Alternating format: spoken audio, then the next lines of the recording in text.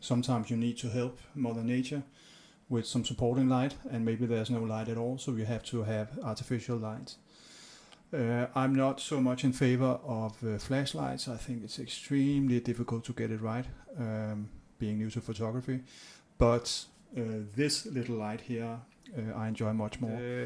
What it does is it's a little portable thing. I've mounted it here on the feet from the foot from my monopod, just to have somewhere to put it, and it works very well this way. And I often use this little thing as supporting light. So I have a main light, and then I use this for supporting light, especially if I'm shooting stills. This one is so small you can actually hide it behind your object, so it's really neat in that sense. I will say that it comes with it's very well built, no doubt about that. It also is very expensive in my mind. I think it's around 120 euros, but you get quality, that's for sure. Whether it's worth it, I will leave that up to you, but I think it's a lot of money for a relatively small light. But what does it do? Well, it basically gives light like I'm showing you here, and then it has a relatively simple user interface. It has a boost button, so you can short-term get a lot of light if you need that, and then you can dim the light, and you can switch between cold light and warm light. I find that most of the time I have it set to the maximum light, as much light as possible without being boosted, and as warm as possible. So I'm just showing you here. This is it actually gives a lot of light, not even or without being in boost mode.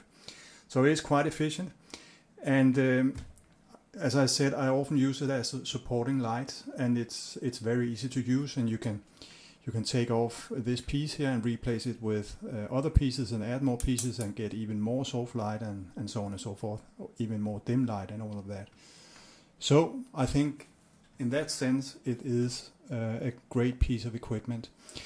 I will say though that the smart thing about this one is that it comes with a battery, and that battery makes it possible for you to take it into the field, and that is, I think, you really need to consider if you need this one if you're not going very much into the field. But if you're in a studio or shooting in an office like I am right now, you don't really need this portability.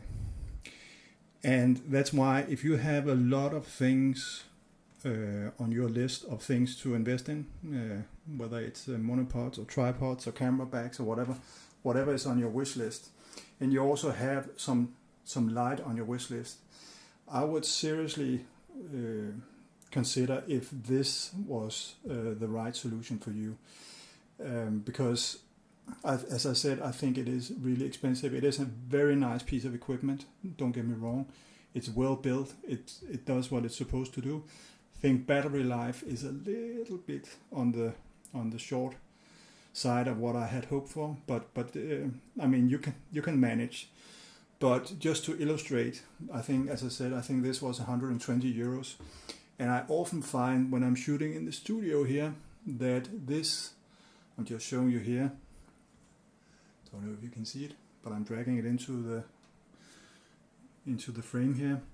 This is a 10 euro IKEA lamp that does, to a large extent, for my purpose, exactly the same as this one does. And that's why, I mean, if you have money to spend and you really need light and you need it out and about, for sure, knock yourself out. This is a really, really good solution. But if you just want some light in a studio or in an office, try out. I'm not sponsored by IKEA, and I'm certainly not sponsored by Aperture, as you can hear. But try out the IKEA 10 euro solution. A couple of those, I think you will be surprised how much and how good light such a simple office lamp will actually provide you with. And yeah, thank you for watching. Take care. As always, happy shooting. Bye bye.